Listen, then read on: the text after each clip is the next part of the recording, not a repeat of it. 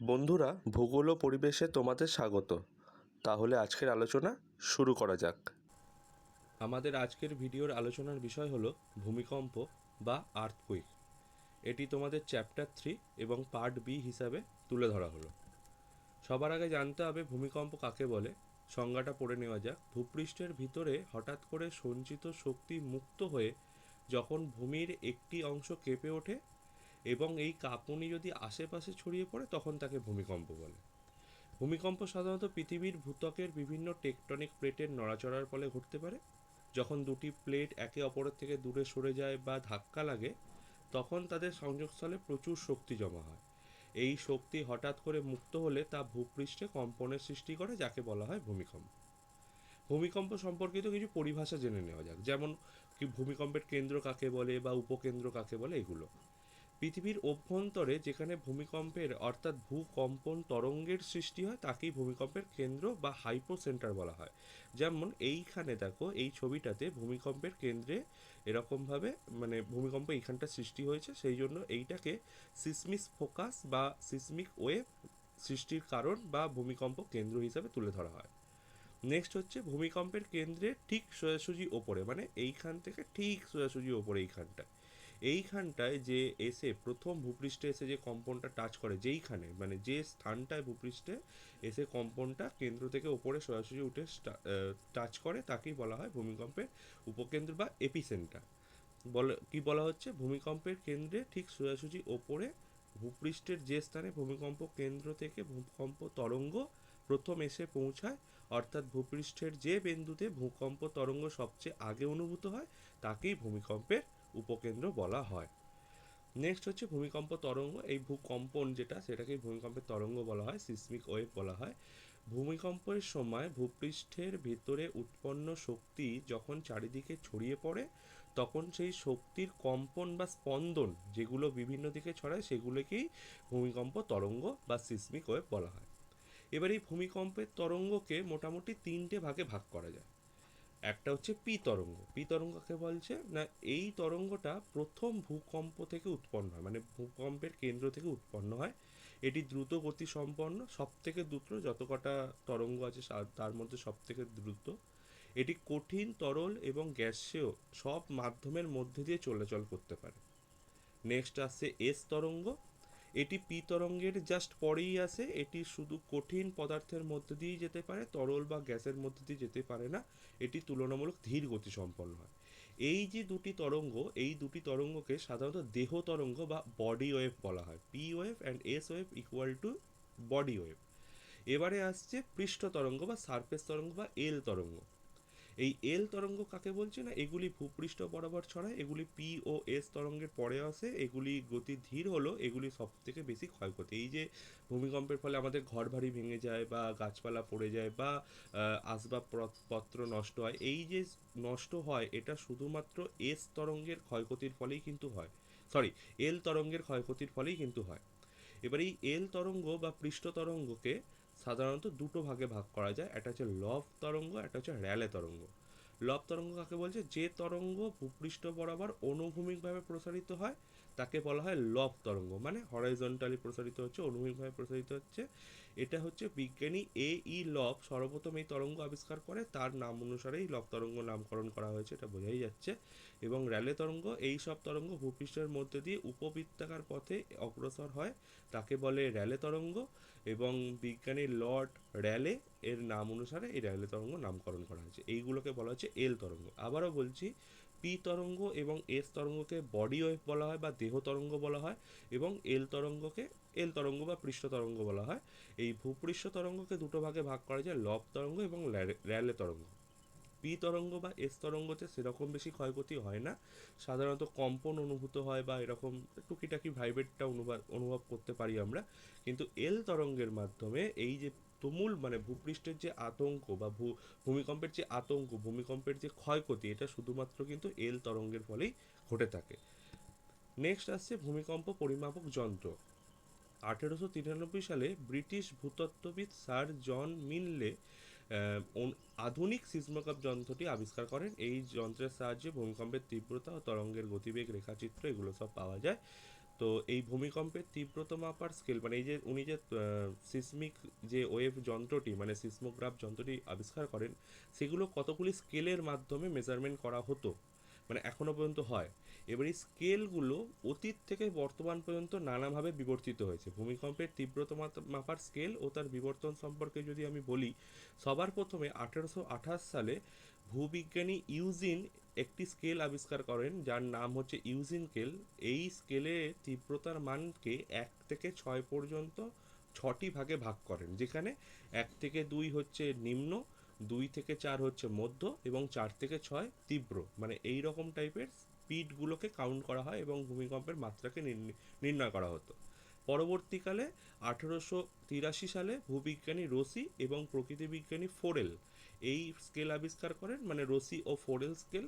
এখানে ভূমিকম্পের তীব্রতা 1 থেকে 10 পর্যন্ত মোট 10টি সূচক মাত্রা ব্যবহার করা হয়, যেখানে ওই একইভাবে 1 থেকে 3 হচ্ছে নিম্ন, 3 থেকে 6 হচ্ছে মধ্য এবং 6 থেকে 9 পর্যন্ত তীব্র, এবং 10-এর ওপর মানে 9-এর ওপরে গেলে বা 9 থেকে 10 বা তারও ওপরে গেলে তাকে বলা হচ্ছে অতি তীব্র আর কি। নেক্সট আসছে মার্কেলি স্কেল।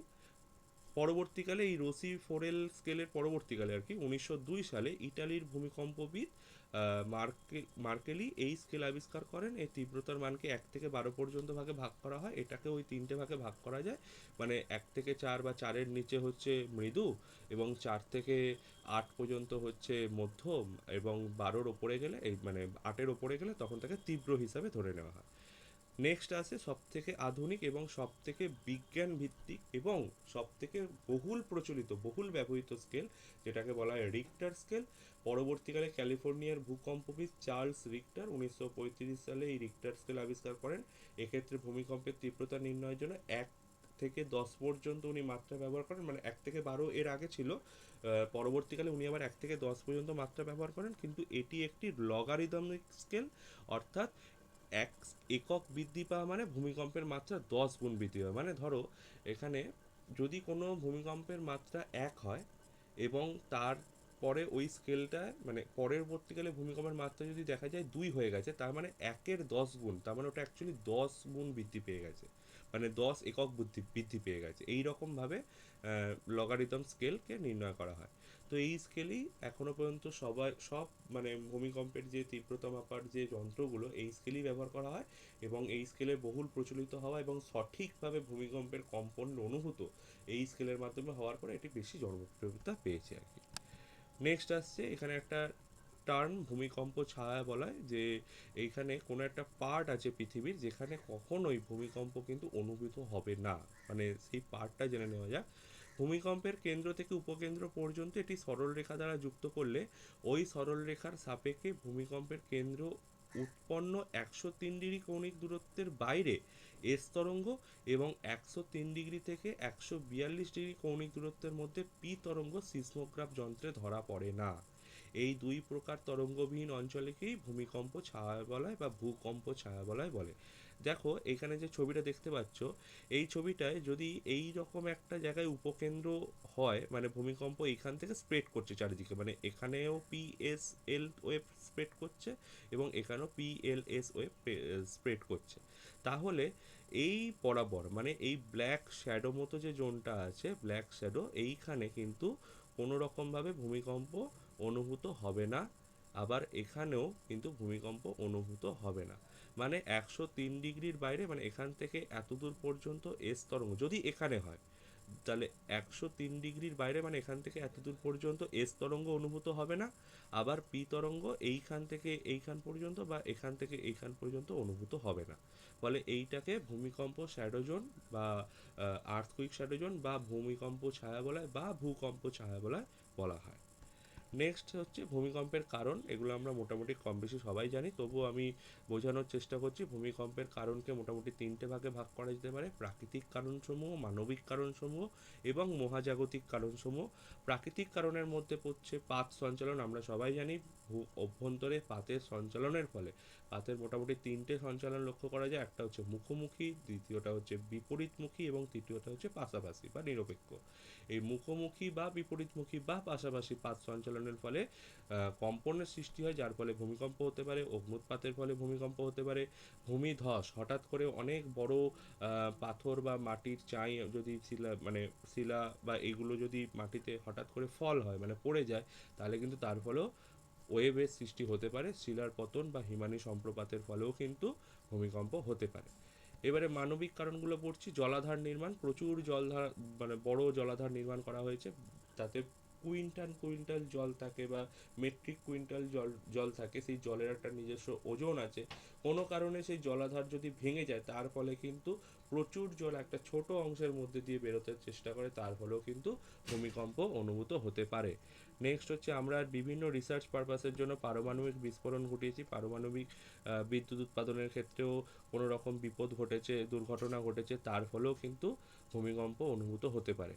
কয়লা শিল্পাঞ্চল বা এই সমস্ত অঞ্চলে ডিনামাইট ফাটানোর ফলেও কিন্তু ভূমিকম্প হতে পারে। পাহাড়ি অঞ্চলে বা ভালনারেবল জায়গা যেগুলো খুব বন্ধুর প্রকৃতি, সেই সমস্ত অঞ্চলে হেভি ওয়েট ট্রাক বা খুব ভারী যানবাহন যদি চলাচল করে, তার ফলেও কিন্তু ভূমিকম্প আমরা অনুভূত করি। নেক্সট হচ্ছে, মহাজাগতিক কারণের মধ্যে একটি পড়ে সাধারণত উল্কার পতন। যদি কোনো কারণে উল্কা আমাদের পৃথিবীতে এসে পড়ে, তার ফলে যেখানটা পড়ছে সেখান থেকে একটা ছোটো ওয়েভের সৃষ্টি, ছোটো বা বড় ওয়েভের সৃষ্টি হয়, তার ফলেও কিন্তু ভূমিকম্প হতে পারে। ডাইনোসরাস বা ডাইনোসররা বিলুপ্ত হওয়ার সময়, মানে ডাইনোসরাস যে যুগ ছিল, সে বিলুপ্ত হওয়ার অন্যতম কারণ হিসাবে ধরে নেওয়া হয় উল্কার পতন। সেই উল্কার ফলে প্রচুর বড় ভূমিকম্প হয়েছিল, আশেপাশে সব কিছু ঝলসে গেছিলো। তো এটাও একটা অন্যতম উদাহরণ হিসাবে তুলে ধরা যেতে পারে যে তখন ওই যে উল্কা ও পৃথিবীতে পড়েছিল, তারপরে বিশাল ভূমিকম্পের সৃষ্টি হয়েছিল এবং তার এভিডেন্স এখনও পর্যন্ত আমরা পেয়ে থাকি। তো সেখান থেকেই বোঝা যেতে পারে যে উল্কার পতনের ফলেও কিন্তু বিশাল বিশাল ভূমিকম্প হতে পারে। এবারে আমরা আসছি ভূমিকম্পের ফলাফল। অবশ্যই জীবনহানি ঘটে, মানে ভূমিকম্পর প্রথম ফলাফল হচ্ছে মৃত্যু। চারিদিক মৃত্যু, এই মৃত্যু ছাড়া অন্য কিছু লক্ষ্য করা সেই অর্থে যায় না। নেক্সট হচ্ছে ভবন বা স্থাপনের ধ্বংস, বাড়িঘর ভেঙে যায় ইত্যাদি, এগুলো ঘটে। সেতু বা রাস্তাঘাট ক্ষতিগ্রস্ত হয়, অগ্নিকাণ্ড ঘটে, ভূমিধসের সৃষ্টি হয়, সুনামির সৃষ্টি হয়। মানে ভূমিধসের ফলে যদি ভূমিকম্প হতে পারে, আবার ভূমিকম্পের ফলে কিন্তু ভূমিধসেরও সৃষ্টি হয়। সুনামি হয়, জলাধার ফেটে যায়, খাদ্য সংকট তৈরি হয়, গৃহহীন মানুষের সংখ্যা বৃদ্ধি পায়, শিক্ষা ও চিকিৎসা ব্যবস্থা ভেঙে পড়ে, মানসিক আঘাত ও আতঙ্কের তৈরি হয়। ভূমিকম্পর ফলে অনেক মানুষ এমন ট্রমার মধ্যে দিয়ে পাস করে যে তারা নিজেকে আর সেই অর্থে আর সেরমভাবে আগের মতো জায়গায় ফিরিয়ে আনতে পারে না আর কি। অর্থনৈতিক ক্ষতিগ্রস্ত তো প্রচুর পরিমাণে হয়, পরিবেশের পরিবর্তন আসে এবং নতুন ভূমি বা খনিজ আবিষ্কারও হতে পারে। মানে এটা একটা পজিটিভ দিক। এতগুলো নেগেটিভ দিক জানলাম, কিন্তু একটা পজিটিভ দিক হচ্ছে নতুন কোনো ভূমি তৈরি হতে পারে, যেমন আমাদের হিমালয়ের সৃষ্টি হয়েছে, যেমন আমাদের রকি আন্দিজ পর্বতের সৃষ্টি হয়েছে, সেখানে নানান খনিজের নতুন নতুন খনিজের আবিষ্কারও হতে পারে। আমরা এরকম অনেক কিছুই জানি যে, উদাহরণ হিসাবে বলা যায় যে আন্টার্কটিকা অঞ্চলে ভূমিকম্পের ফলে বরফের স্ল্যাব ভেঙে যাওয়ার ফলে আমরা নতুন নতুন জীবের বা নতুন নতুন জীবাণুরও আবিষ্কার করতে পেরেছি, যা যা আমাদের বৈজ্ঞানিক জীবনে আরও বড় সার্থকতা হিসাবে দাঁড়ায়, মানে আরও বড় সফলতা হিসাবে দাঁড়ায় আর কি। নেক্সট আছে ভূমিকম্পের ওপর কিভাবে নিয়ন্ত্রণ করা যায়।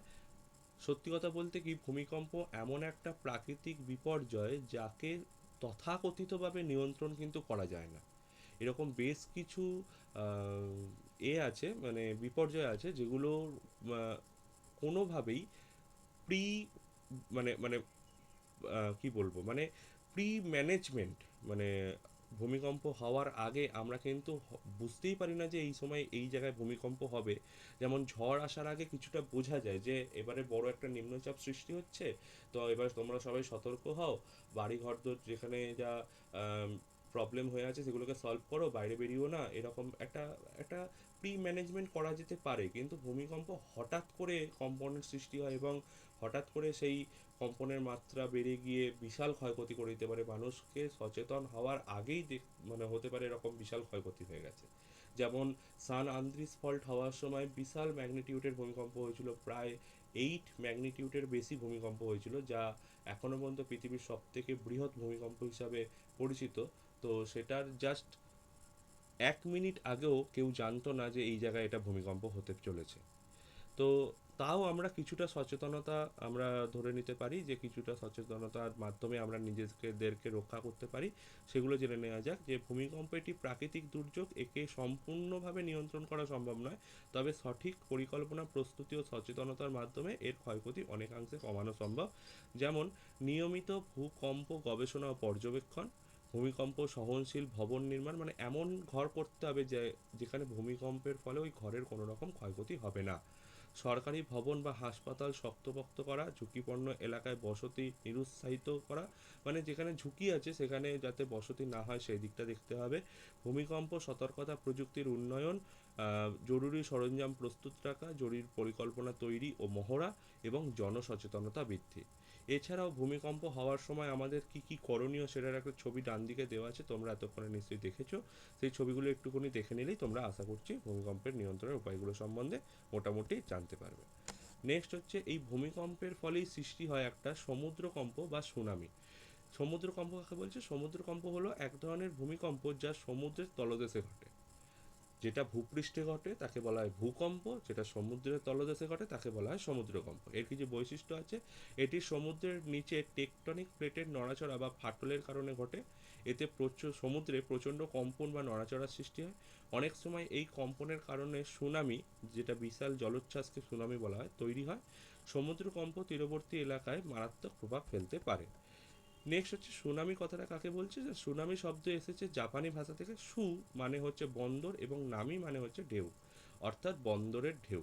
অর্থাৎ সুনামি হলো এক বিশাল আকৃতির সমুদ্রের ঢেউ যা সাধারণত সমুদ্রের তলদেশে ভূমিকম্প, আগ্নেয়গিরির বিস্ফোরণ বা ভূধসের কারণে সৃষ্টি হয় এবং অত্যন্ত জোরে উপকূলবর্তী এলাকায় আঘাত হানে। সুনামির কারণগুলো কি কি? সমুদ্রতলে ভূমিকম্প, আগ্নেয়গিরির বিস্ফোরণ, ভূমিধস, উল্কাপিণ্ড পতন, এগুলো নানান কারণে সুনামি হতে পারে।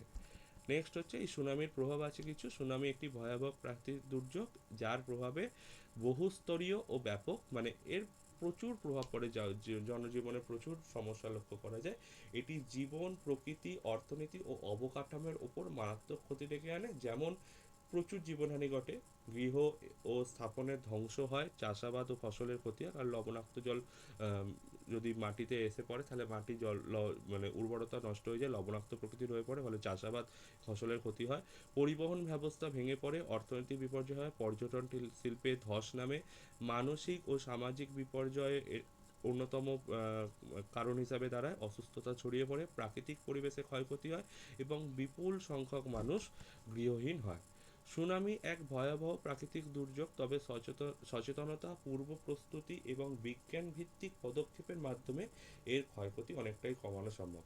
ভূমিকম্প, সুনামি একে কিন্তু সেই অর্থে আটকানো সম্ভব কিন্তু নয়, কিন্তু মানুষের সচেতনতা, বুদ্ধি, এই সমস্তভাবে এই সমস্ত পদ্ধতি অবলম্বন করে কিছুটা সম্ভব।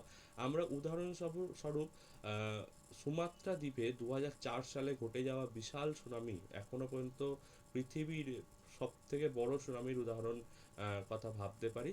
সেই সুনামিতে প্রচুর সংখ্যক, মানে অফিসিয়াল রেকর্ড অনুযায়ী 10 লক্ষেরও বেশি সংখ্যক মানুষ মারা গিয়েছিল এবং প্রচুর সংখ্যক মানুষ প্রভাবিত হয়েছিল এবং তাদের ঘরবাড়ি হারিয়েছিল, গৃহহীন হয়ে পড়েছিল। সেই উদাহরণ আমাদের কাছে এখনো পর্যন্ত জলজান্ত।